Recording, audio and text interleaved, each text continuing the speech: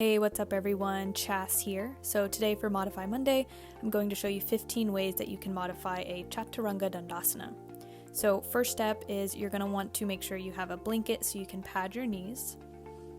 And let's say that you start in a tabletop position, and then you're in plank pose and it's time for your Chaturanga.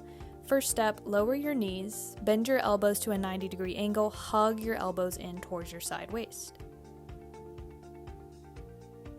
Maybe you lower all the way down to your belly, or maybe you just pause in that Chaturanga position.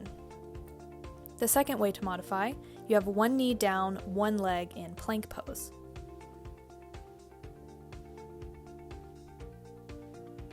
Third way, you lift one leg up. Personally, I think this is a little bit harder, but some people really like this modification. Alright, so the fourth way that you can modify a Chaturanga is by having your elbows flare out and your hands a little bit wide. Now, traditionally Chaturanga is done with the elbow squeezing in, but this variation is helpful to build strength in your chest and arms, and then once you have that strength built up, then you start to work on hugging the elbows in, creating that 90-degree angle. The fifth way to modify your Chaturanga is by having a bolster or a really thick pillow underneath your torso. So you can do this with your knees down or in your plank position, lowering down through that Chaturanga. This helps you to build muscle memory in your body. You can also stack a few pillows on top of each other to give you a little extra lift and comfort.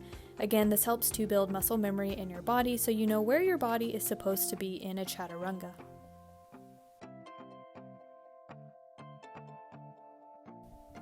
Alright, the sixth way that you can modify a Chaturanga Dandasana is having a block on the high setting, and it's going to be right underneath your sternum, so it might take a little bit of adjustment on your mat. But you want to make sure that your block is going to land at your sternum. You're in that push-up position or knees down. You come down to your Chaturanga with those 90-degree elbows, and you're resting on your block. Now for all the women in the room, this could be a little bit challenging, but it didn't hurt, I promise. The seventh way that you can modify a Chaturanga Dandasana is by having two blocks on the medium setting, and you're going to grip your fingertips around the edges of the block. You can do this in plank or knees down, and you're elevated for your Chaturanga.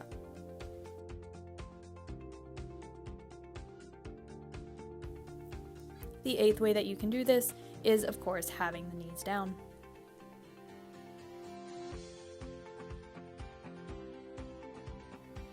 Now, the ninth way that you can modify your Chaturanga Dandasana is by using a yoga strap. You can do this with a belt as well, but it's a little easier and more comfortable with a yoga strap. You're just going to make a nice big loop, and you're going to make sure that the loop is above your elbows around your triceps.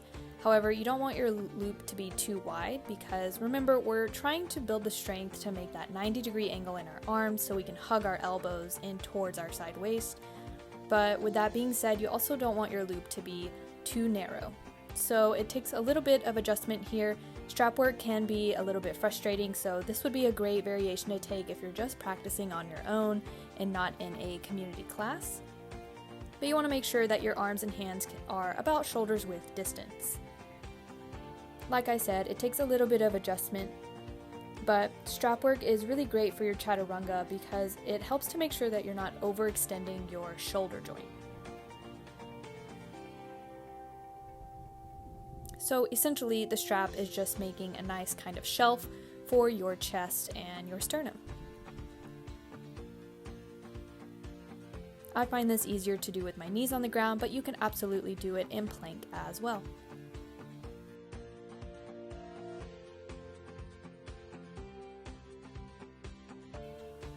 The 10th way that you can modify your Chaturanga Dandasana is by simply coming into tabletop and taking a few rounds of cat-cow pose. This is a very, very simple and gentle modification.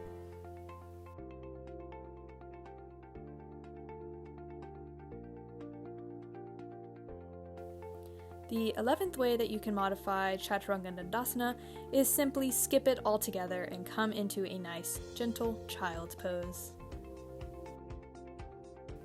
The next way to modify your Chaturanga Dandasana is to come all the way down onto your belly.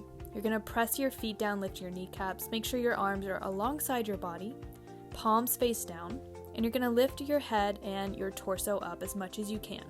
Then hover the arms and squeeze the shoulder blades together on the back. This is a modified locust pose, modified Shalambhasana.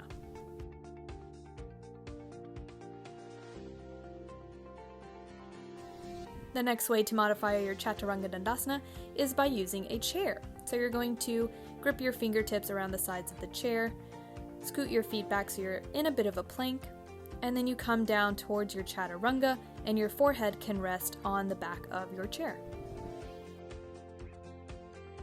To come out of this, just simply come to a modified down dog. The 14th way to modify Chaturanga is by using a wall. So extend your arms and then hug your elbows in, extend your arms from that 90-degree angle, scoot back a little bit, and you're simply taking push-ups on the wall, but remember, hug those elbows in.